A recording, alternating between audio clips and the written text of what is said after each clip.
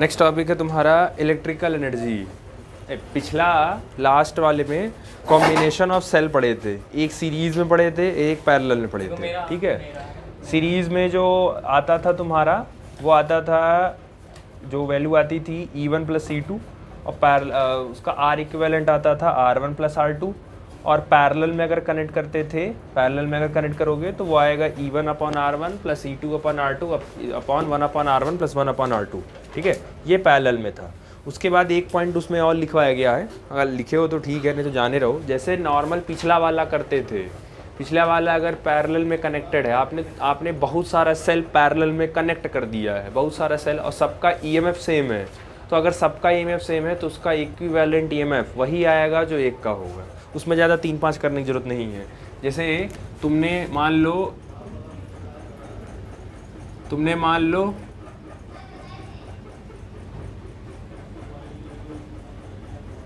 तुमने ये 4 सेल लगाए पैरेलल में 4 सेल लगाए और हर एक EMF का 5 वोल्ट है, 5 वोल्ट EMF है, तो सबका सेम है, 5 वोल्ट ही है, तो फिर तुम्हें निकालने की कोई खास ज़रूरत नहीं है। अगर सारा सेम है और अगर पैरेलल में है तो इसका E इक्विवेलेंट सीधे कितना लिख दोगे, 5 वोल्ट। ज़्यादा तामझाम नहीं करना है, ये सिंपल है इसमें। ठीक, दूसरा, अगर इंटरनल रेजिस्टेंस निकालना होगा तो अगर आप सेल बनाते हो तो सेल के साथ साथ उसका साथ में क्या अटैच रहता है, इंटरनल रेजिस्टेंस भी रहता है। अगर सारा इंटरनल रेजिस्टेंस भी सेम है, जैसे मान लो 6 सारा इंटरनल रेजिस्टेंस भी सेम है, तो R इक्विवेलेंट अगर पूछता है तो सीधे लिखोगे R/N।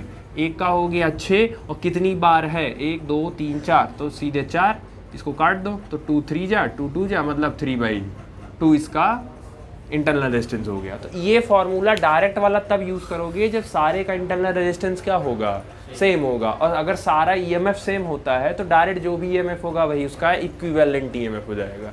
बाकी अगर अलग अलग देगा, ये 5 है, ये 8 है, ये 7 है, ये 4 है, तब तुम्हें फॉर्मूला फिर लगाना पड़ेगा E1/R1 + E2/R2 upon 1/R1 + 1/R2, वो लगा के पूरा करना पड़ेगा सॉल्व। ठीक है, समझ आया कि नहीं आया, क्लियर हुआ। जैसे इस केस में क्या है, सब सेम है, तो सब अगर सेम रहेगा तो डायरेक्ट EMF लिख दो वही।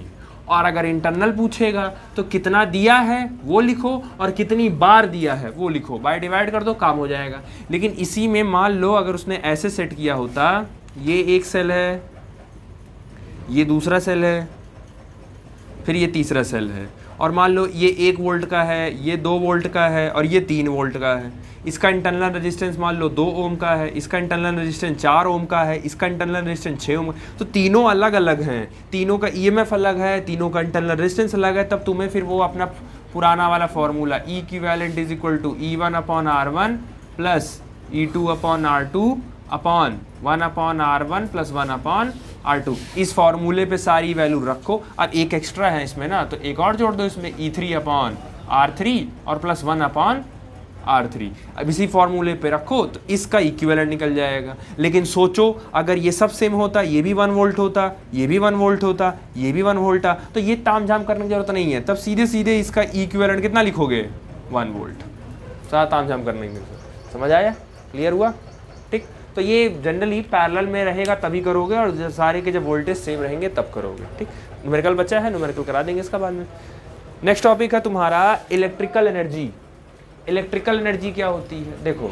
अच्छा, स्टार्टिंग से ही जब शुरू किए पढ़ना तो तुमने कहा कि किसी भी सर्किट के अंदर या किसी भी कंडक्टर के अंदर जो इलेक्ट्रिसिटी का फ्लो होता है वो चार्ज की वजह से होता है।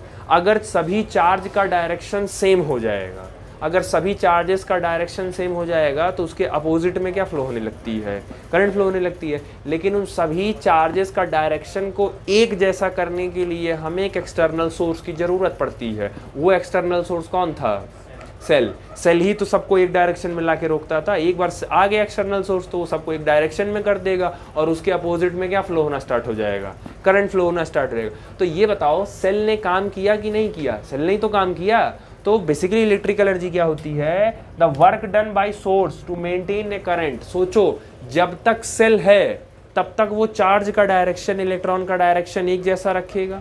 अगर सेल ने काम करना बंद कर दिया तो चार्ज का डायरेक्शन फिर से वो जिगजैग हो जाएगा, और अगर चार्ज का डायरेक्शन जिगजैग हुआ तो उसके अंदर फ्लो होने वाला करंट भी तुरंत क्या हो जाएगा, बंद हो जाएगा। इसका मतलब इनडायरेक्टली कह सकते हो कि करंट को सर्किट के अंदर कॉन्टिन्यूसली फ्लो कराने के लिए वहाँ पे किसके होने का ज़रूरी होता, किसका होना ज़रूरी होता है, सेल का होना ज़रूरी होता है। जैसे कहते हैं बाप किसी लायक ना हो, डजेंट मैटर, पैसा नहीं कमा रहा हो डजेंट मैटर, घर बैठा हो डजेंट मैटर, लेकिन बाप का होना मैटर करता है, वो उसका होना मैटर करता है। माँ नहीं कर रही है लेकिन माँ का होना, माँ बाप का होना मैटर करता है, वो क्या कर रहे हैं नहीं कर रहे हैं डजेंट मैटर। तो वैसे ही किसी भी सर्किट के अंदर करंट का फ्लो बना रहे उसके लिए किसका होना जरूरी है वहाँ पे, सेल का, क्योंकि करंट को बना कौन रहा, मतलब करंट को ला कौन रहा इनडायरेक्टली, सेल ही तो लाएगा भाई। सेल आएगा तो सभी चार्जेस का, इलेक्ट्रॉनों का डायरेक्शन वो क्या कर देगा, सेम कर देगा, और जब इलेक्ट्रॉन का डायरेक्शन सेम हो जाएगा तो उसी के अपोजिट में क्या फ्लो होने लगेगी, करंट। तो इनडायरेक्टली कहीं ना कहीं सेल एक रोल प्ले कर रहा है तो किसी भी सर्किट के अंदर जो करंट आती है या जो करंट बेसिकली आप मेंटेन रहती है, ऐसे कह सकते हो कि किसी भी सर्किट के अंदर जो करंट मेंटेन रहती है जो सोर्स, एक्सटर्नल सोर्स की वजह से, उसी को हम क्या बोलते हैं, electrical energy. The work done by a source to maintain a current in the electric circuit is known as electric energy. किसी भी सोर्स के द्वारा जो वर्क डन होता है कि उस सर्किट के अंदर करंट मेंटेन रहे, उसी को हम क्या बोलते हैं, इलेक्ट्रिकल एनर्जी। दूसरे शब्दों में कि एक चार्ज से एक एंड से दूसरे एंड पे ले जाने तक के लिए जो सेल काम करता है, एक एंड से दूसरे एंड तक ले जाने के लिए जो सेल काम करता है। जैसे मान लो तुम्हारे पास ये एक वायर है, ये पॉइंट ए हो गया और ये पॉइंट बी हो गया, और तुमने इसको किसी एक्सटर्नल सोर्स से कनेक्ट कर दिया। अब जब एक्सटर्नल सोर्स से कनेक्ट किए हो तो ये पॉजिटिव चार्ज, ये नेगेटिव चार्ज, तो जैसे ही इसको सेल से एक्सटर्नल एजेंट से कनेक्ट किए, उसके अंदर से तुरंत करंट फ्लो होने लगा, ये करंट फ्लो होने लगा।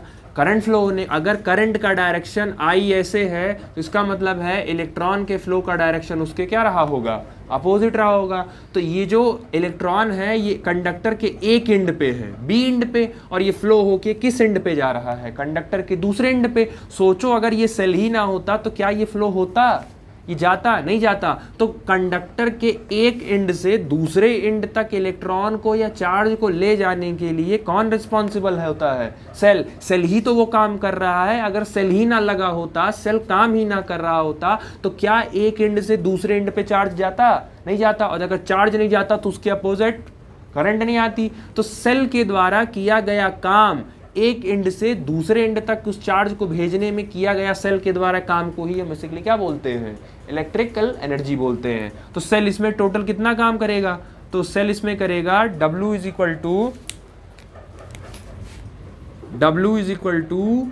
Q into V। ये वर्क डन करेगा एक्सटर्नल सोर्स के द्वारा, इतना वर्क डन करता है वो। कोई भी एक्सटर्नल सोर्स इतना काम करता है एक एंड से दूसरे एंड पे चार्ज को ले जाने के लिए। समझ आया, क्लियर हुआ। अब देखो हमको पता है एक एंड से दूसरे एंड तक अगर चार्ज जाता है, तो चार्ज अगर जाएगा तो बेसिकली उसके अपोजिट डायरेक्शन में क्या फ्लो होना स्टार्ट हो जाएगा, करंट फ्लो होना स्टार्ट हो जाएगा। तो अगर करंट फ्लो हो जाएगा तो चार्ज के तो Q इज इक्वल टू क्या होता है, I इंटू टी। तो एक एंड से, इस बी एंड से ए एंड तक चार्ज गया, तो कितना चार्ज गया, I इंटू टी। ये Q की वैल्यू ले जाके यहाँ पुट कर दो, तो W इज इक्वल टू, ये Q की वैल्यू पुट करोगे तो ये हो जाएगा I T, और ये हो जाएगा ठीक VIT कर सकते हो, सही लिखोगे तो VIT हो जाएगा। ठीक, समझ आया। अब W is equal to, Ohm's law जरा याद करो।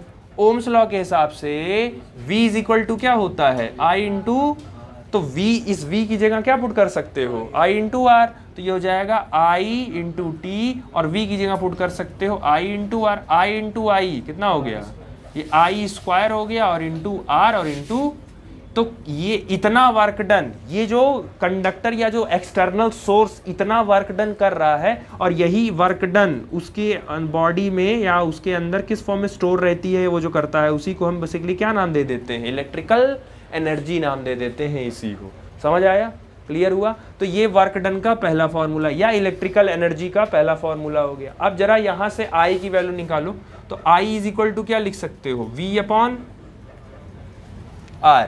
इस I की जगह उसको पुट करो, तो अगर I की जगह पुट करोगे तो W is equal to, I की जगह पुट करो तो क्या हो जाएगा, V स्क्वायर अपॉन तो V square upon R square multiply by R into T, R into T, तो ये एक कट गया, तो W is equal to V square upon R और इंटू, तो ये एक फार्मूला और आ गया। यानी कि 3 फार्मूले हो गए तुम्हारे पास। पहला ये हो गया इलेक्ट्रिकल एनर्जी का या वर्क डन का, दूसरा ये हो गया आई स्क्वायर आर टी, और तीसरा ये हो गया V square R into T. तो किसी भी एक्सटर्नल सोर्स के द्वारा किया गया काम या कितनी एनर्जी वो अपने अंदर स्टोर करके रखता है कि वो जरूरत पड़ने पर वो उतना काम कर सके, वो यही होता है। या तो वी आई टी याद रखो, यही याद रखो, फिर यहीं से वी की वैल्यू रख दोगे तो ये आ जाएगा, और फिर इसी में आई की वैल्यू रख दोगे तो ये आ जाएगा। समझ आया? ये हो गया इलेक्ट्रिकल एनर्जी। ठीक, उसके बाद आता है पावर। जैसे इलेक्ट्रिकल एनर्जी और इलेक्ट्रोमोटिव फोर्स, इसका भी डेफिनेशन मिलता जुलता है, तो उनमें डिफरेंस है कि दोनों सेम ही है। पढ़ो दोनों का। इलेक्ट्रोमोटिव फोर्स है the work done by a cell to bring a unit positive charge from one terminal to another terminal of the cell by electromotive. उसने बोला है यूनिट पॉजिटिव चार्ज, और इसने यूनिट पॉजिटिव चार्ज नहीं बोला, इसने सिर्फ बोला है कि चार्ज को एक एंड से दूसरे, कितना चार्ज ला रहे हो उसने क्लियर कट नहीं किया है। लेकिन इलेक्ट्रोमोटिव फोर्स में डिसाइडेड होता है कि कितना चार्ज लेकर आना है। यूनिट पॉजिटिव चार्ज ही आएगी तब उसमें जो ईएमएफ होता है, जनरली उसका पोटेंशियल जो होता है उसको हम क्या बोलते हैं, ईएमएफ। लेकिन ये जो इलेक्ट्रिकल एनर्जी होती है, एक एंड से दूसरे एंड पे कितना चार्ज लेकर गया और उस उतने चार्ज को ले जाने में कितनी उसने एनर्जी करी, उसी को क्या बोलते हैं। जैसे आपके पास ट्रक है, तो अब उस ट्रक पे एक साथ कितना सामान लोड करके लेके चले गए, वो इलेक्ट्रिकल एनर्जी हो गई। लेकिन अगर फिक्स है कि हमको सिर्फ एक बोरा ही ले जाना है, पहले बार में एक बोरा ही लेके जाना पड़ेगा, तो वो ईएमएफ कहलाएगा, क्योंकि वहाँ चार्ज फिक्स है कितना, यूनिट पॉजिटिव चार्ज। इसमें फिक्स नहीं है, इसमें खाली कहा है कि एक एंड से दूसरे एंड तक चार्ज ले जाना है। तो एक एंड से दूसरे एंड तक चार्ज ले जाने तक के लिए जो सेल काम करता है उसी को क्या बोलते हैं, इलेक्ट्रिकल एनर्जी। वह वो उसका वर्क डन किस फॉर्म में स्टोर हो जाता है उसके पास, इलेक्ट्रिकल एनर्जी के फॉर्म में। समझ आया? ठीक।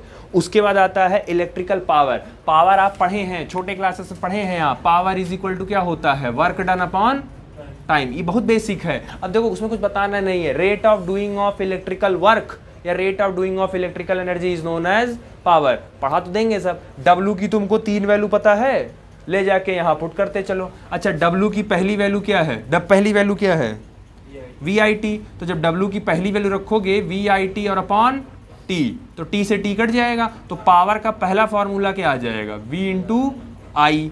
अब उसके बाद जरा डब्ल्यू की दूसरी वैल्यू रखो, क्या है, आई स्क्वायर आर टी।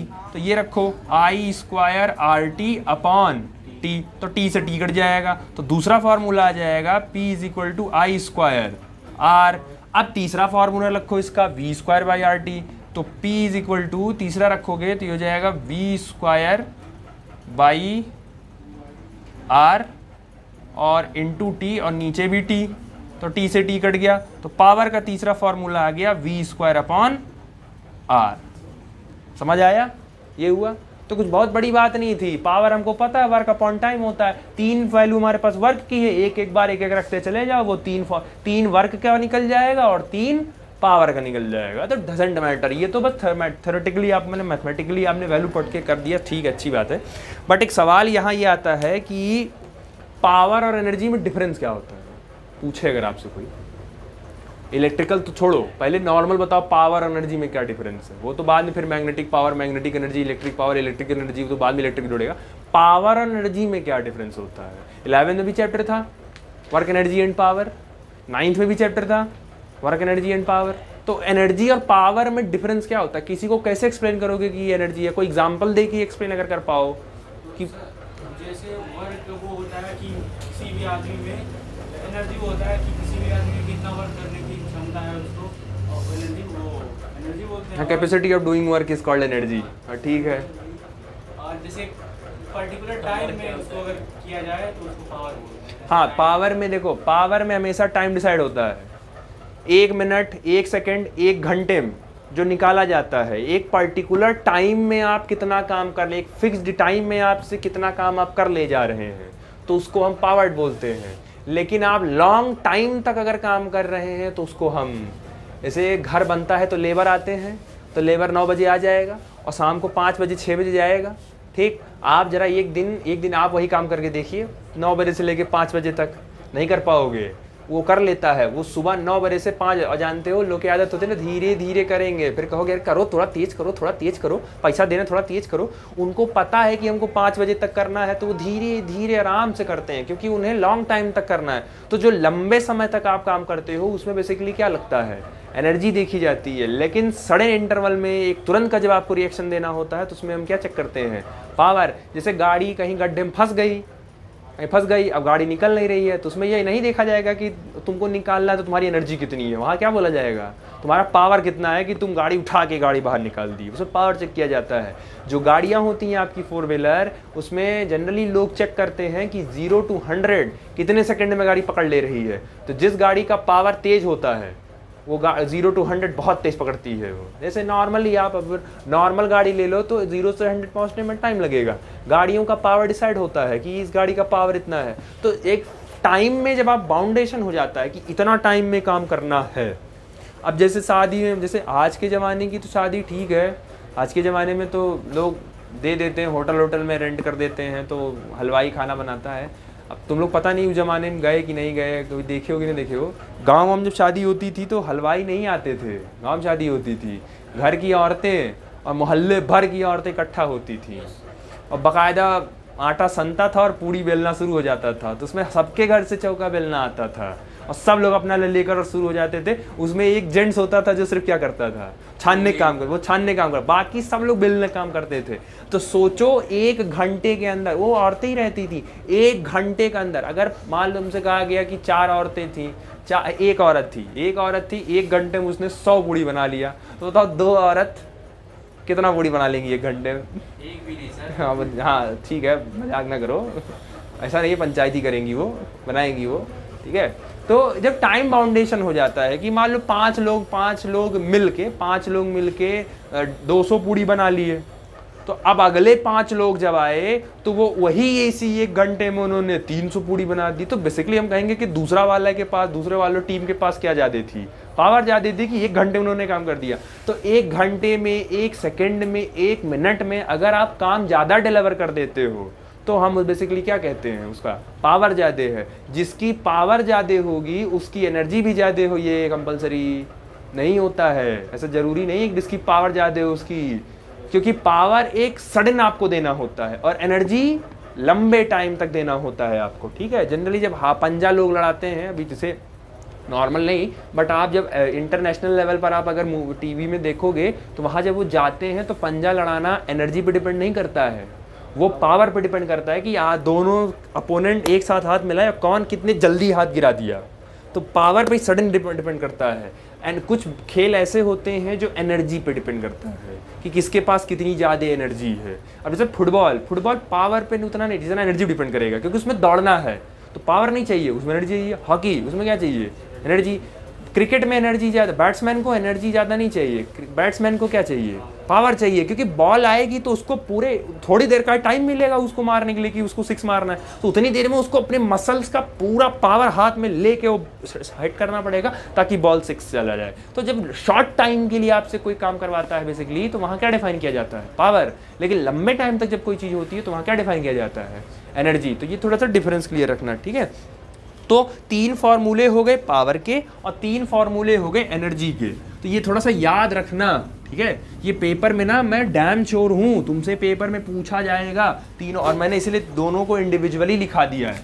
तो वर्क डन, इलेक्ट्रिक एनर्जी, पहला फार्मूला क्या था, VIT। दूसरा फार्मूला क्या, I²R/T। तीसरा फार्मूला क्या है, V²/R/T।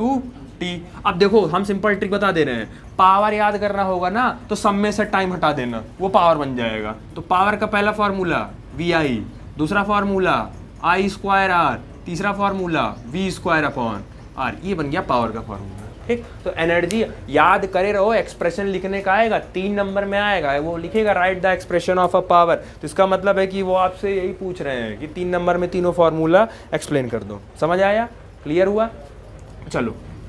अच्छा, पावर होता है बेसिकली, जो पावर होता है आपका, आप डिफाइन करते हो कि rate of doing of work is called power. चलो, पावर की यूनिट अगर बेसिकली पूछा जाए, वर्क की यूनिट क्या होती है, जूल, और टाइम की यूनिट क्या हो गई, सेकेंड। तो पावर की यूनिट क्या हो गई, जूल पर तो ये तो एक यूनिट हो गई इसकी, लेकिन जब इसकी एसआई यूनिट पूछी जाएगी तो पावर की एसआई यूनिट क्या होती है? पावर की एसआई यूनिट होती है वॉट। पावर की एसआई यूनिट होती है वॉट। तो ये कहीं कहीं किसी किसी किताबों में ये उसकी एसआई यूनिट है, ध्यान रखना, वैसा ही पूछते हैं, खाली यूनिट पूछते हैं। और जूल पर सेकंड उसकी कौन सी है? वो सिर्फ यूनिट है, क्योंकि वॉट साइंटिस्ट का नाम है। जितनी भी एसआई यूनिट होती हैं वो किसी ना किसी साइंटिस्ट के नाम पे पड़ती हैं। रेजिस्टेंस की यूनिट बताओ, फेंकेंगे बाहर चले जाओगे। वो रेजिस्टेंस की यूनिट पूछा हूँ, एसआई यूनिट नहीं पूछा हूँ। अरे रेजिस्टेंस क्या होता है? Rho L by A, rho constant है तो एल बाई ए, एल हो गया मीटर, ए हो गया मीटर स्क्वायर, कट गया 1 बाई मीटर मतलब पर मीटर। तो रेजिस्टेंस की यूनिट क्या हो गई? पर मीटर, यूनिट पर मीटर होगी। लेकिन रेजिस्टेंस की एसआई यूनिट क्या होगी? ओम होगी। तो डिपेंड करता है। करंट की यूनिट क्या होगी?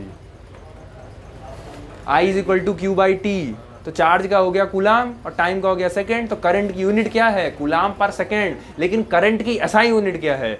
एम्पियर। तो यूनिट पूछता है कि ऐसा, ये क्लियर, क्रिस्टल क्लियर रखो। एसआई यूनिट जब भी पूछेगा वो किसी ना किसी साइंटिस्ट का ही नाम पढ़ेगा, और जो यूनिट पूछेगा तो आपको उस फॉर्मूले से ही निकालना पड़ेगा। तो जूल पर सेकंड उसकी क्या है? पावर की यूनिट है। लेकिन वॉट उसकी कौन सी यूनिट है? ऐसा, क्योंकि वॉट क्या था?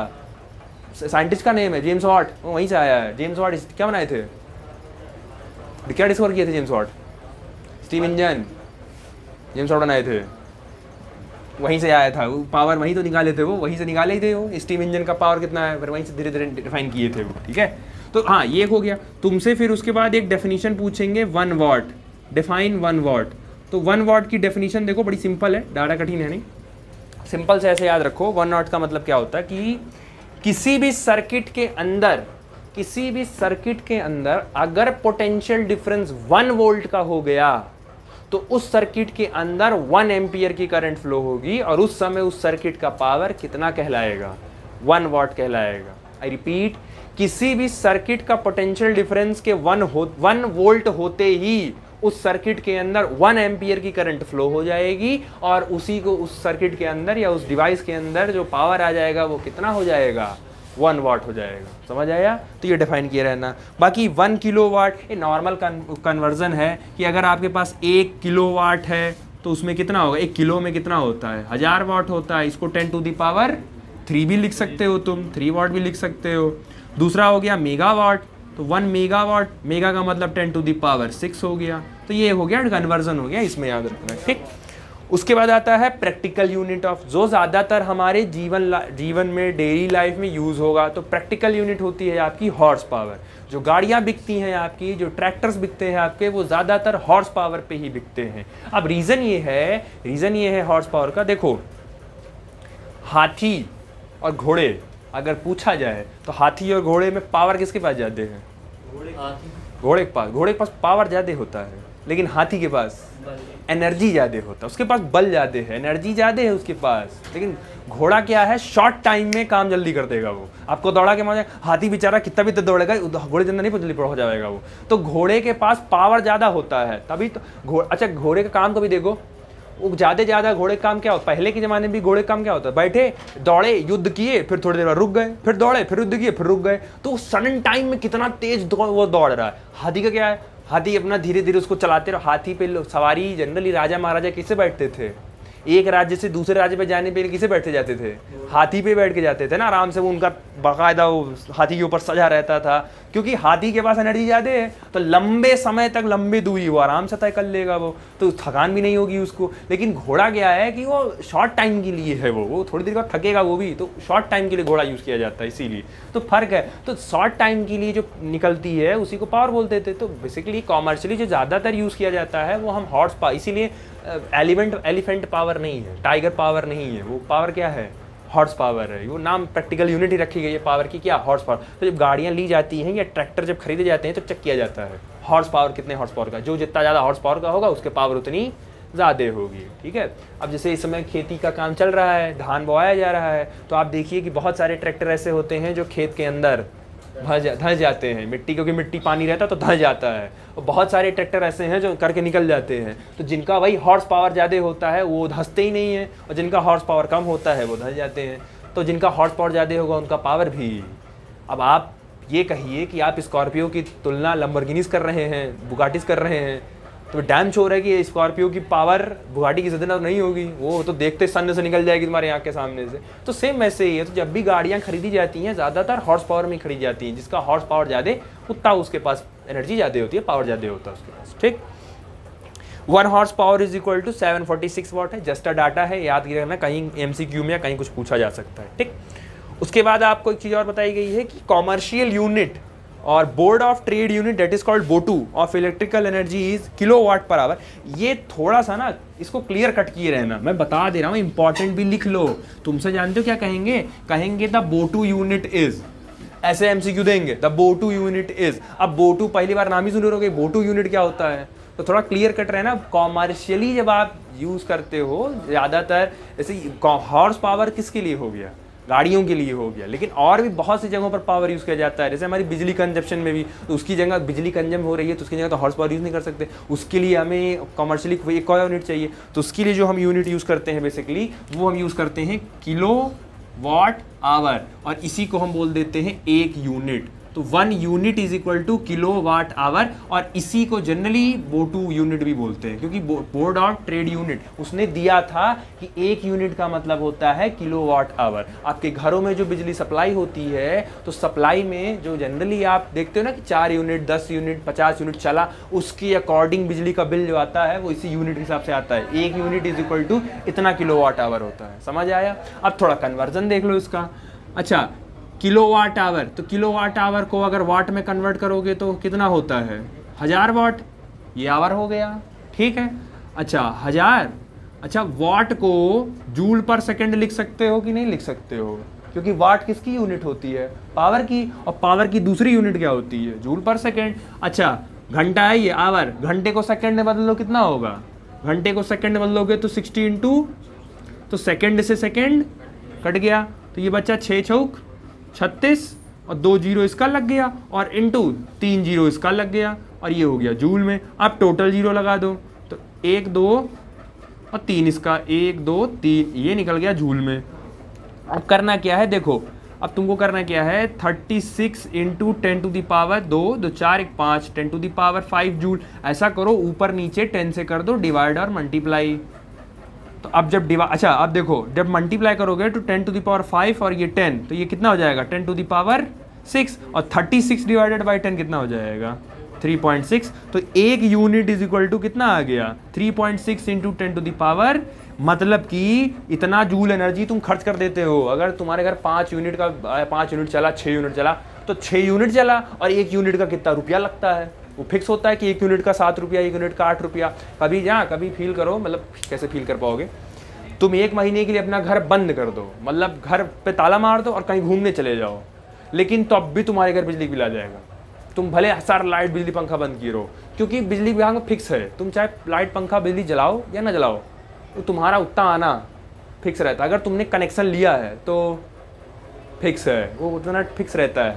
आने वाले टाइम पे अब यही टोल टैक्स में भी हो रहा। अभी टोल टैक्स में क्या है, जब आप चलोगे तभी आप टोल टैक्स दोगे। आने वाले टाइम पे ये चेंज हो रहा है, आपको टोल टैक्स नहीं देना है, आपको साल भर का पास एक ही साथ जमा करना है। आप तो चलो चाहे ना चलो, जमा करके रखना है तुमको पहले से ही।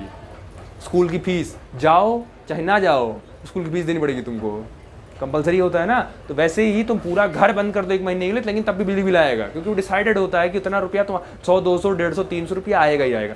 तो बेसिकली कहने का क्या सेंस है, 1 यूनिट में इतनी एनर्जी खर्च हो जाती है। तो आप सोचो आपके घर 40 यूनिट चला, तो अगर 40 यूनिट चला तो इसी को मल्टीप्लाई कर दो किससे, 40 से, तो उतनी एनर्जी पता चल जाएगी कितनी एनर्जी तुम खर्च कर चुके 1 महीने में। और 1 यूनिट का डिसाइड होता है रुपया, कि 1 यूनिट का 5 रुपया 7 रुपया 8 रुपया 9 रुपया ऐसे लगता है। और उनके पास पहले से भी डिसाइड होता है कि इतना रुपया हम कंपलसरी फिक्स्ड लेंगे, वो कि हम 150 रुपया लेंगे ही लेंगे। उसके ऊपर से फिर डिसाइड होता है कि वो फिक्स रहता है। जैसे मान लो, जस्ट एन एग्जाम्पल, मान लो कि 1 यूनिट का जो चार्ज हो रहा है वो 8 रुपया हो रहा है, और तुमने जो चलाया वो चलाया तुमने टोटल 40 यूनिट, तो तुमने 40 यूनिट चला लिया। तो बताओ 1 यूनिट का 8 रुपया, तो 40 यूनिट का कितना हो गया है, 500 कहाँ सही है, 500 कहाँ सही गई।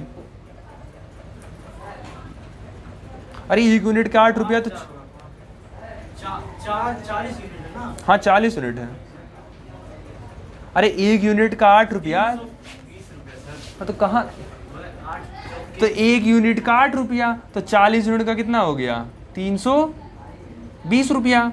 ये तो तुम चलाए हो, लेकिन बिजली विभाग वाले 100-150 रुपया 200 रुपया पहले से फिक्स होता है कि तुम चाहे चलाओ चाहे ना चलाओ, वो जोड़ के ही देंगे तुमको। तो इसमें अलग अलग स्टेट का अपना अलग अलग होता है। अब इसमें मान लो 200 रुपया फिक्स था कि हम लेंगे, हर ग्राहक में 200 रुपया हम लेंगे, भले वो 1 महीना चाहे बिजली यूज करे चाहे ना करे, हम 200 रुपया लेंगे उससे। तो अब आप सोचो ये कितना रुपया आएगा, तो 520 रुपया तुम्हारे घर बिजली बिल आ जाएगा वो, समझे। तो ये बेसिकली होता है। अब तुम 40 यूनिट में कितनी एनर्जी खर्च किए, इसी वैल्यू को 40 से मल्टीप्लाई कर दो, तो कितनी एनर्जी तुम खर्च किए होगे तुमको ये पता चल जाएगा। समझ आया, क्लियर हुआ, ठीक है। तो वही है हमारा, ठीक। उसके बाद आता है heat produced by electric current. तो जो भी हीट है, जो भी हीट होती है वो बेसिकली, अच्छा हीट की यूनिट क्या होती है, हीट की यूनिट अगर देखा जाए उसका भी जूल ही होता है। अगर चेक करोगे हीट का भी जूल होता है, वर्क का भी जूल होता है और एनर्जी का भी जूल होता है, तीनों का जूल ही होता है। इसका मतलब है तीनों का डायमेंशन सेम है, तीनों का डायमेंशन सेम है, तो तीनों वही हीट होती है, वही उसकी एनर्जी होती है, वही उसका वर्क होता है, सब कुछ सेम ही होता है। तो हाँ बेसिकली तुम्हारे पास वर्क क्या था, VIT is equal to I²RT is equal to V²R × T, ये तुम्हारा वर्क था। अब तुमसे किसी ने हीट पूछ लिया, तो ये बेसिकली जूल में निकालते हो, जो निकालते हो। तुमको कैलोरी में अगर निकालना होगा तो इसी वैल्यू को किससे डिवाइड कर देना, 4.2 से डिवाइड कर देना, तो ये वैल्यू जूल में ना निकल के वैल्यू किस में निकल जाएगी, कैलोरी में निकल जाएगी, ठीक। तो बस सारी को डिवाइड कर दोगे तो वो कैलोरी में निकल जाएगी, बहुत ज़्यादा फर्क नहीं आएगा उसमें, ठीक। समझ आ गया। अब उसके बाद आता है जूल्स लॉ ऑफ हीटिंग। अब जूल्स लॉ ऑफ हीटिंग क्या है, देखो वो अनफॉर्चुनेटली था कि यही वो जूल्स लॉ ऑफ हीटिंग बन गया। जूल्स ने बेसिकली ये कहा था कि किसी भी कंडक्टर को, आप पंखा कुछ देर तक चलाए हो, आप पंखा कुछ देर बाद चलाने के बाद पंखा बंद करके पंखा टच करो, पंखा गर्म मिलेगा। लाइट को कुछ देर जलाएंगे बाद लाइट उठ लाइट गर्म मिलेगा। तो जूल्स ने एक चीज़ ये बताई थी कि जब भी आप किसी भी इलेक्ट्रिक डिवाइस में या इलेक्ट्रिक एप्लियंसेस में करंट फ्लो करते हैं, तो उसके अंदर करंट फ्लो होने की वजह से वो डिवाइस क्या हो जाती है, हीट हो जाती है, वो डिवाइस गर्म हो जाती है। तो इसी को उन्होंने कहा था, अपने लॉ में एक्सप्लेन किया था, that is called Joule's law of heating. किसी भी इलेक्ट्रिक डिवाइस के अंदर, किसी भी इलेक्ट्रिक डिवाइस के अंदर अगर आप करंट फ्लो कराते हैं तो वो डिवाइस धीरे धीरे क्या होती है, हीट होती है। समझ आया। और इसी को जूल्स ने एक्सपेरिमेंटली दिया था कि जो उस कंडक्टर के अंदर जो हीट प्रोड्यूस्ड होती है वो स्क्वायर ऑफ करंट के डायरेक्टली प्रोपोर्शनल होती है, square of universal gas constant के प्रोपोर्शनल होती है, रेजिस्टेंस के होती है, और डायरेक्टली प्रोपोर्शनल किसके होती है, टाइम के। तीनों को फिर कंबाइन कर लो तो H is directly proportional to I²R × T is equal to K I²R × T। K की वैल्यू 1 मानोगे तो क्या हो जाएगा, I²R × T। ये एक्सपेरिमेंटली था, ये एक्सपेरिमेंटली वो चेक किए थे, वो एक्सपेरिमेंटली चेक किए थे। समझ आया, क्लियर हो गया। अब मैं एक क्वेश्चन पूछता हूं आपसे, जवाब आप दीजिएगा। Which is the best conductor of electricity, which metal is known as best conductor of electricity. अच्छा मारा बनो चल जाइए, गोल्ड। गोल्ड कब से बेस्ट कंडक्टर बन गया, बचपन से पढ़ते आए हो, हाँ बचपन से पढ़ते आए हो ये line. Silver is known as the best conductor of electricity. Silver जो होता है वो इलेक्ट्रिसिटी का बेस्ट कंडक्टर होता है, लेकिन इलेक्ट्रिसिटी कम कंडक्शन या ट्रांसमिशन के लिए हम कहीं भी सिल्वर यूज नहीं करते हैं, except the reason it is costly. वो तो एक बात की बात है कि कॉस्टली है, कर सकते हैं हम। अच्छा यहाँ नहीं कर सकते ना, आप सोचिए आप यहाँ नहीं कर सकते ना, विदेश में तो कर ही सकते हैं, दुबई में कर सकते हो, वहाँ चोरी आप नहीं कर सकते हो। लोगों को डर है कि इंडिया में करेंगे तो चोरी हो जाएगा, विदेशों में करिए वहाँ चोरी आप नहीं कर सकते हैं, किसी में तो नहीं कर पाओगे। हाँ ये प्रॉब्लम है। अब जैसे बच्चे रट तो लेते हैं कि silver is the best conductor. Question आएगा, हो सकता हो आपके यहाँ क्वेश्चन पूछ ले, ठीक है, कि if silver is known as the best conductor of electricity then we don't use silver for the conduction of electricity। जब सिल्वर बेस्ट कंडक्टर इलेक्ट्रिसिटी का, तो सिल्वर को क्यों नहीं यूज कर सकते हैं, क्योंकि सिल्वर की मेल्टिंग पॉइंट बहुत लो होती है। जैसे सिल्वर के अंदर से करंट पास करेगा, और जब भी जूल्स के हिसाब से, जूल के लॉ के हिसाब से, जब भी किसी कंडक्टर, किसी भी डिवाइस, किसी भी वायर के अंदर करंट गया तो वो डिवाइस तुरंत क्या हो जाएगी, हीट हो जाएगी। और सिल्वर की मेल्टिंग पॉइंट होती है बड़ी कम, तो जैसे घुसा सिल्वर तुरंत क्या कर जाएगा, तो कंडक्शन करोगे कैसे। तो इसीलिए सिल्वर बेस्ट कंडक्टर होने के साथ साथ भी इलेक्ट्रिसिटी ट्रांसमिशन नहीं कर सकता। ज़्यादा नॉलेज होना डज नॉट मैटर, नॉलेज को डिलीवर कर लेना मैटर। आपके पास झुआ भर नॉलेज है, ड्रम भर नॉलेज है, लेकिन वो सामने वाले को आप दे नहीं पा रहे हो, तो ऐसी नॉलेज का क्या फायदा है फिर। और आपके पास नॉलेज लिमिटेड सोर्स में है, लेकिन वो डिलीवरिंग आपकी अच्छी हो रही है, नॉलेज आप दे ले जा रहे हो, बच्चे समझ रहे हैं, बच्चे कह रहे हैं हाँ हमको समझ में आ रहा है, वो नॉलेज वो फिर सही है। सिल्वर बेस्ट कंडक्टर होने के बाद भी आप यूज नहीं कर सकते हो, जबकि सिल्वर का मेल्टिंग पॉइंट, तो क्या मतलब है फिर बेस्ट कंडक्टर होने का। कॉपर का कम से कम बेस्ट कंडक्टर नहीं है, लेकिन कम से कम कंडक्शन के लिए किसका यूज किया जाता है, कॉपर का यूज किया जाता है ना। तो बस वही है, डे टू डे लाइफ में जोड़ो पता चल जाएगा। चाहो तो लिख लो क्वेश्चन, ठीक है, लिख लो क्वेश्चन, इसको एक लाइन लिख लो उसको कि वाई सिल्वर, अरे वहां कहां लिख रहे हो, लिखो क्वेश्चन बना के वहीं आगे मार्जिन के ऊपर लिख रहा है, तो लिख लो why silver, why silver, why silver does not use, why silver does not use for conduction of electricity, for conduction of electricity, for conduction of electricity, if silver is considered as best conductor of electricity, if silver is considered as, if silver is considered as best conductor of electricity,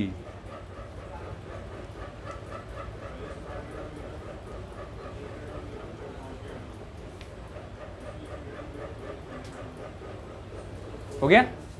अब answer लिख लो, because silver have low melting point, because silver have low melting point, अरे यार अभी तो इससे मिटा दे देते हैं, because silver have low melting point and if current is passed, and if current is passed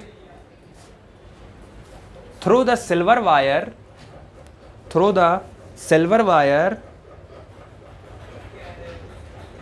the wire will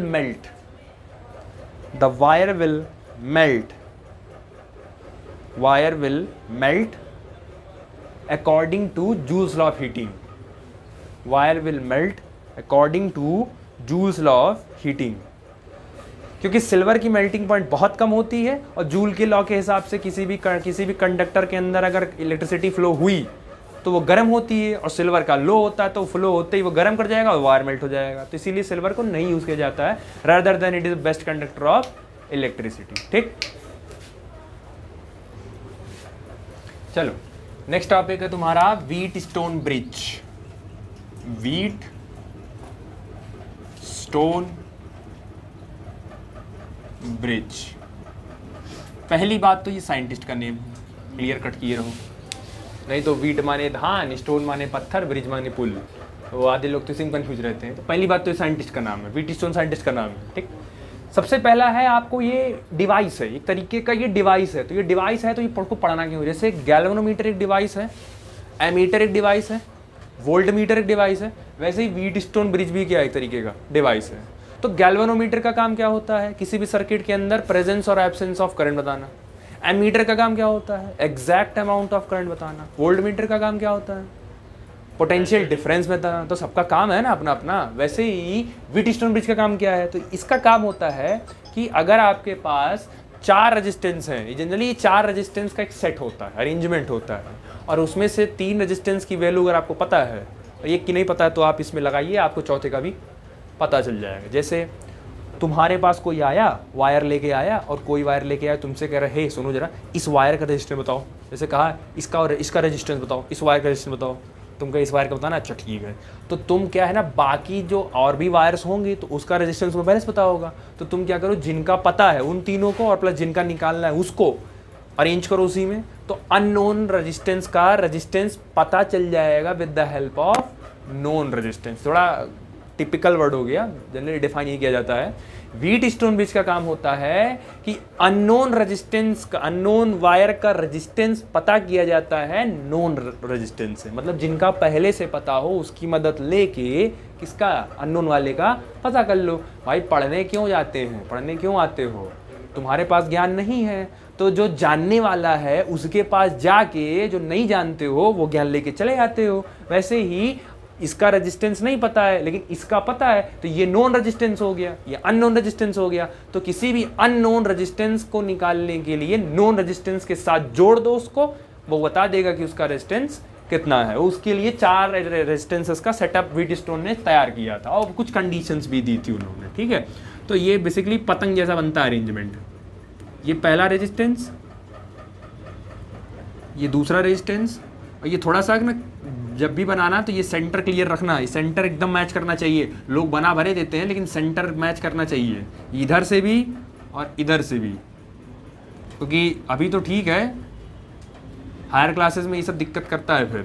तो ये सेंटर एकदम मैच करना चाहिए। ये हो गया, और बीच में लगा लो अपना गैल्वेनोमीटर, या बीच में चाहो रेजिस्टेंस लगा भी सकते हो, तो कोई मतलब उसका होता नहीं है, ठीक है। उसके बाद इसको कनेक्ट कर दो तुम बैटरी से या सेल से कनेक्ट कर लो, ठीक। तो ये हो गया तुम्हारा ए, जो लेबलिंग की हो, ये हो गया ए, ये हो गया बी, ये हो गया सी, ये हो गया डी। अब व्हीटस्टोन की कंडीशन है, अच्छा इसको माने क्या, P R Q S, P R Q S Wheatstone लगाने की कंडीशन होती है। वो कंडीशन फिक्स नहीं है, वो रिवर्स कंडीशन। कंडीशन क्या है, देखो ये पोटेंशियल यहाँ सेल लगाए हो तो ये पॉजिटिव, ये नेगेटिव, ये वी पोटेंशियल है, तो इस इंड का कुछ पोटेंशियल होगा, बी इंड का भी कुछ पोटेंशियल होगा, इसका भी कुछ पोटेंशियल होगा, सी इंड का, बी इंड का, डी इंड का, क्योंकि किरचॉफ के रूल के हिसाब से हमें पता है जंक्शन पे जाके करंट क्या होती है। तो जंक्शन पे अगर करंट डिवाइड होती है, इसका मतलब कहीं ना जंक्शन पे करंट डिवाइड हो रही है, मतलब पोटेंशियल रहा होगा, तभी तो करंट डिवाइड हो रही है। इसका मतलब है हर जंक्शन के पास क्या प्रेजेंट होता है, पोटेंशियल प्रेजेंट होता है, हर जंक्शन के पास पोटेंशियल प्रेजेंट होता है। तो इसमें से जो 4 लगाए हो, 4 जिनको लगाए हो, इनमें से 3 के रेजिस्टेंस तुमको पहले से पता होंगे। सोचो पी आर एस, ये तुमको पहले से पता है, तुमको पता किसका निकालना है, क्यू का निकालना, तो 3 का पता है ना। तो ये जो 3 है जिनका पता है वो कैसे रेजिस्टेंस कहलाएंगे, नोन रेजिस्टेंस। ये जिसका नहीं पता है वो क्या कहलाएगा, अननोन रेजिस्टेंस। अब ये बी और डी जो बंदा है बीच में, इसके बीच में गैल्वेन। अब कंडीशन ये रखी गई है व्हीटस्टोन की कि पोटेंशियल ऑफ बी, मतलब पोटेंशियल ऑफ बी और पोटेंशियल ऑफ डी, ये दोनों वैल्यू क्या रहेगी, ये आपको सेम माननी पड़ेगी। तो बी और डी का पोटेंशियल सेम मानो, तो सेम मानने का मतलब पोटेंशियल कितना मान लो, 0 मान लो। वी और सेम मानने का मतलब है 0 मान लो। और बाकी जो है ए और सी का पोटेंशियल तुम क्या मान लो, वी मान लो, ठीक। क्योंकि यहाँ सेल है ना, तो इधर से जाओगे तो इधर का पोटेंशियल भी वी, और इधर से जाओगे तो इधर का पोटेंशियल भी वी। तो जनरली ए और सी का पोटेंशियल, पॉइंट ए का potential of A is equal to potential of C is equal to कितना मान लो, वी और बी। तो यही कंडीशन ही है, कंडीशन है कि जब इसमें कोई करंट फ्लो नहीं होगी, ध्यान से सुनना, जब इसमें कोई भी करंट फ्लो नहीं होगी, इस वाले सर्किट में कोई भी करंट फ्लो नहीं होगी, तो इसका बाई इसका रेशियो बराबर होगा इसके बाई इसके रेशियो के। यानी कि अगर बीडी में कोई करंट फ्लो नहीं हो रही है तो पी बाई आर का रेशियो किसके बराबर होगा, क्यू बाई एस के। समझ आया, क्लियर हुआ। इसी को उल्टा भी कर सकते हो, अगर इन दोनों का रेशियो बराबर आ गया तो इसका मतलब है कि बीच वाले में कोई करंट फ्लो नहीं हुआ है। जैसे एग्जांपल के तौर पर मान लो P की वैल्यू दी है 20 ओम, R की वैल्यू दी है 10 ओम, और Q की वैल्यू दी है 60 ओम, और S की वैल्यू दी है 30 ओम। अब जरा निकालो P बाई आर निकालो, कितना आएगा, P बाई आर निकालोगे तो 20/10, रेशियो कितना आया 2/1। जरा इनका निकालो 60/30, कट गया 3 1 जा 3, 3 2 जा, कितना आया 2/। इससे एक चीज हमें और मिली, क्या P की वैल्यू Q की वैल्यू के बराबर होनी चाहिए, P की वैल्यू क्या Q की वैल्यू के बराबर होनी चाहिए, वैल्यू बराबर होनी चाहिए, ऐसा नहीं बोला है उसने। पी की वैल्यू कितनी है, क्यू की वैल्यू कितनी है, वैल्यू नहीं बराबर है। हमें इंडिविजुअल वैल्यू से मतलब नहीं है, हमें उनके रेशियो से मतलब है। रेशियो उनका सेम आना चाहिए, रेशियो। अब चाहे यहाँ 100 ओम हो, यहाँ 50 ओम हो, तब भी रेशियो करोगे तो कितना आएगा, 2:1। तो हमें वैल्यू से मतलब नहीं है कि पी की क्या रखते हो, आर की क्या रखते हो, क्यू की क्या रखते हो, एस की रखते हो, वो तुम कुछ भी रखो, लेकिन जब इनका रेशियो निकलेगा तो वो रेशियो क्या आना चाहिए, वो बराबर आना चाहिए। तो आप कुछ भी रखिए, डजंट मैटर। तो अगर रेशियो बराबर आ गया, क्वेश्चन कर रहे हो रेशियो बराबर आ गया, इसका मतलब है कि बीच वाले में करंट नहीं फ्लो होगा। वो ऐसे चेक किया जाता है। सोचो यही क्वेश्चन अगर मैं दे देता इक्विवेलेंट रेजिस्टेंस पे निकालने के लिए, इक्विवेलेंट रेजिस्टेंस दे देता निकालने के लिए आपको, यहाँ एक रेजिस्टेंस ऐसे लगा देता, ऐसे इमेजिन करो लगा देता, अब इसको समझो लगा देता, तो तुम क्या करते इसको, तुम यहाँ से करंट निकालते, आई निकालते, आई ले जाते, फिर इसको डिवाइड करते, तो इधर ले जाते I1, इधर ले जाते I2, यही करते। अच्छा जब I1 ले जाते तो यहाँ पे पहुँचते, फिर तुम्हारे पास 2 जंक्शन हो गया कि नहीं हो गया। अब इसमें करंट ले जाना है कि करंट नहीं ले जाना है, जाएगी कि नहीं जाएगी, उसके लिए तुम इन दोनों का क्या चेक कर लेना, रेशियो। अगर इन दोनों का रेशियो बराबर आ गया तो मतलब बीच में करंट फ्लो नहीं कराना है, वो जो करंट लाए हो वो एज इट इज पास करा दो, इसमें ले जाके पास करा दो, बीच में करंट ले जाने की जरूरत ही नहीं है। समझ आया? तो बेसिकली ये निकाला जाता है। तो थोड़ा सा याद रखे रहो, व्हीटस्टोन ब्रिज की कंडीशन ना रिवर्स में है। इन दोनों पॉइंट का पोटेंशियल अगर सेम है तो इनका रेशियो सेम आएगा, और अगर इनका रेशियो बराबर आता है तो इन दोनों पॉइंट का पोटेंशियल सेम होगा। समझ आया? अब इसका जो डेरिवेशन जो किए हो P/R और Q/S, उसका डेरिवेशन देख लो। तो उसके लिए डेरिवेशन के लिए पहले तुमको ये कहानी थोड़ी सी करनी पड़ेगी जो किया है, ठीक है, ये कहानी करनी पड़ेगी। अब देखो, इससे करंट निकाले हो I, ये गया करंट I, ठीक है। अब ऊपर वाले में करंट I2 और नीचे वाले में, चलो यहाँ पे आया करंट डिवाइड हुआ, नीचे वाले में फ्लो हुआ I1 करंट, इसकी वैल्यू कितनी थी, P/R, और ऊपर वाले में जो करंट है वो करंट गया है I2।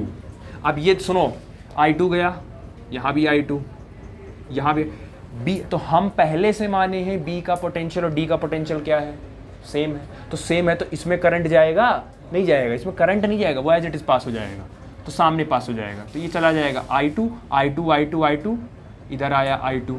अब देखो इधर I1, I1, I1, I1, जब D पे आएगा तो क्या इसमें करंट जाएगा, नहीं, क्योंकि D और B का पोटेंशियल क्या माने हो, तो ये I1 निकल जाएगा ऐसे ही, ये I1 इधर, ये I1 इधर। अच्छा इधर से I2, इधर से I1, दोनों आपस में मिल जाएंगे और फिर से क्या बन जाएगा, I बन जाएगा। समझ आया? क्लियर हुआ? अब कुछ करना नहीं है। अब नॉर्मली जैसे पोटेंशियल डिफरेंस करते हो ना, ओम्स लॉ क्या था, difference in potential difference is equal to IR। Ohm's law क्या लिखते थे, change in potential difference is equal to I into, यही लिखते थे ना, वही काम करना है। चलो पहले A से B के लिए लिखो, पहले एक साइकिल कंप्लीट करो A से B के लिए, फॉर A टू B, ठीक, A से B लिखो पहले। हाँ चलो, अच्छा A का पोटेंशियल क्या माने हो, V, और B का पोटेंशियल क्या माने हो, तो कौन सा हाई पोटेंशियल पे है, ये हाई पोटेंशियल है ना, V है, तो रेफरेंस लेना रहता है ना, तो V माइनस 0, उसके बाद क्या होता है I इंटू, इसमें कितना करंट फ्लो हो रहा है I2, और इसका रेजिस्टेंस कितना माने हो P। ये बन गया पहला इक्वेशन। समझ आया? अब चलो यहाँ, चलो यहाँ पहुँच गए ना, अब यहाँ से यहाँ जाओ, तो अब यहाँ से यहाँ जाओगे तो क्योंकि यहाँ से यहाँ पहुँच गए हो तो अब तुमको यहीं से शुरू करना पड़ेगा। तो 0 माइनस ये 0, ये V is equal to I2 into, ये सेकेंड इक्वेशन होगी। समझ गए? ये यहाँ से लो, ये इसके लिए था, और फिर फॉर B टू C, जहां से हो, एक यहां से यहां चले, यहां से यहां चले, तो 0 minus V is equal to I2 into Q। ये बन गया सेकेंड इक्वेशन, ठीक। अब A से D आओ वापस, इसका कहानी खत्म, ऊपर वाले का कहानी, अब वापस आओ, फिर नीचे से ऐसे चलो, तो फॉर A से D, for A to D, A to D जाओ, V और डी का कितना माने हो 0 इज इक्वल टू कितना करंट है I1 और कितना है इसमें R। ये हो गया थर्ड इक्वेशन। फिर डी से सी जाओ, तो फॉर डी टू सी जाओ, इसका 0 हो गया माइनस इसका V हो गया is equal to I1 into इसका हो गया 4। अब देखो v माइनस जीरो इन दोनों को डिवाइड कर दो और 0 माइनस v 0, यानी पहले को किससे डिवाइड कर दो तीसरे से। तो पहले को तीसरे से डिवाइड करो, v minus zero is equal to कितना लिखे हो I2p अपॉन तीसरा कितना है v minus zero is equal to I1r। v minus zero मतलब कि ये v upon v is equal to I2p upon I1r। ये v से v कट गया, तो v से v कट गया, तो अब जानते हो तुम I1 बाई I2 निकाल लो। I1 इधर भेज दो, I1 बाई I2 निकालो ना कॉपी में ताकि कंफ्यूजन। हाँ I1 को इधर भेजो, अच्छा I1 इधर जाएगा तो I2 नीचे चला आएगा, तो I1 बाई I2 का रेशियो कितना आया P बाई, ये पहला सेट हो गया। अब जरा इक्वेशन सेकेंड और इक्वेशन फोर्थ डिवाइड करो। 0 minus v is equal to I2q upon 0 minus v is equal to I1s। अच्छा ये minus v upon minus v is equal to I2q upon I1s। Minus v cut गया, तो ये कितना बचा 1 is equal to क्या बचा I2q अपॉन I1 को इधर भेजो, I2 को नीचे भेजो, इसका रेशियो क्या निकलेगा I1 by I2 is equal to Q by. अब देखो दोनों का लेफ्ट हैंड साइड सेम है I1 बाई I2, तो दोनों का राइट हैंड साइड भी सेम होगा। तो अगर सेम होगा तो क्या लिख सकते हो कंपेयर करके कि P by R is equal to Q by, यही व्हीटस्टोन ब्रिज था, P by R ratio Q by. समझ आया, क्लियर हुआ। अब एक मिसकंसेप्शन जो जल्दबाजी बच्चे करते हैं, रटे रहते हैं वो, ये दिस बाई दिस। ऐसा कंपलसरी नहीं है बच्चा कि आपको दिस बाई दिस ही करना है और दिस बाई दिस ही करना है, ऐसा कंपलसरी नहीं होता है। आप P बाई Q भी कर सकते हो, कोई दिक्कत नहीं है, लेकिन अगर P पहले लिखे और इसको इधर ले गए तो इज इक्वल टू के सामने फिर क्या रहेगा is equal to R by, तो इसको फिर ऐसे लिखना पड़ेगा। समझे कि नहीं समझे? समझे? ऐसे P by R Q by S, ठीक है। तो अगर ऐसे नहीं हो पा रहा है तो ऐसे कर लेना, P बाई Q अगर है तो सेम P बाई Q है तो R बाई S ऐसे ही होना चाहिए। ये नहीं P बाई Q तो लिख दिया S बाई R, नहीं तो P बाई Q तो S बाई R। हाँ तो नहीं लिखने का तरीका है, वो लिखने का तरीका, डेरिवेशन करोगे फिर उसके हिसाब से सेट हो जाएगा, फिर उसके हिसाब से वैल्यू एडजस्ट हो जाएगी। ये तरीका है, तुम दिस बाई दिस और दिस बाई दिस भी कर सकते हो और इसको बाई इसको भी कर सकते हो, ये बाई ये भी कर सकते हो, गलत नहीं कहा जाएगा, सही माना जाएगा। रेशियो ध्यान रखिएगा, वो गलत नहीं होना चाहिए। समझ आया, क्लियर हुआ? तो व्हीटस्टोन ब्रिज भी हो गया, बच्चा खाली न्यूमेरिकल कराना है और रेजिस्टेंस का डिपेंडेंस दिखाना है टेम्परेचर से। मैक्स श्योर है कि 2 दिन और लगना चाहिए इसमें, ठीक है।